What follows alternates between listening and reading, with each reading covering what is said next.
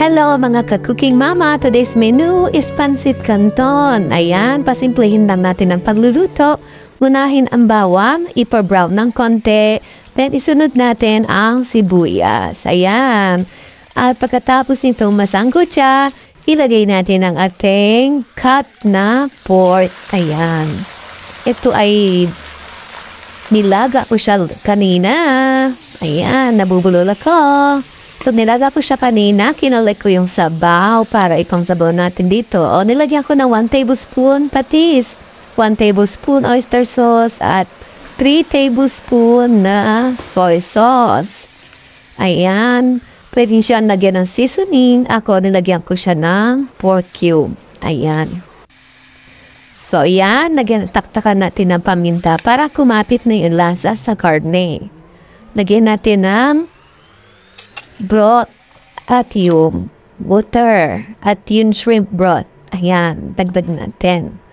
So, bali 3 kapsyon na pag binidang. Yan, halo-halo lang, takuluan 3 to 5 minutes. Then, sunod na natin kaagad yung pancit canton. Baka gutom na si Bunso ay makakain na agad. So, ayan, haluin lang uli para maluto, ma-dissolve sa tubig, sa sabaw. Then, sunod na natin yung ating gulay, bell pepper and carrot. Ayan. Halo-halo lang uli para ma-dissolve.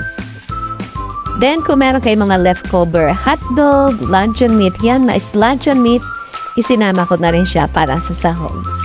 So, ayan na, malapit na maluto. Nilagay ko na ang repolyo. At ito na po ang finished product. Ayan, kain na po tayo. Ayan, sarap-sarap. Pwede itong pisaan ng kalamansi. Ang sa akin ay lemon.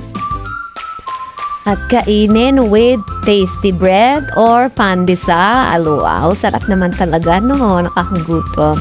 So, ayan na ang ating finished product. Subscribe na po.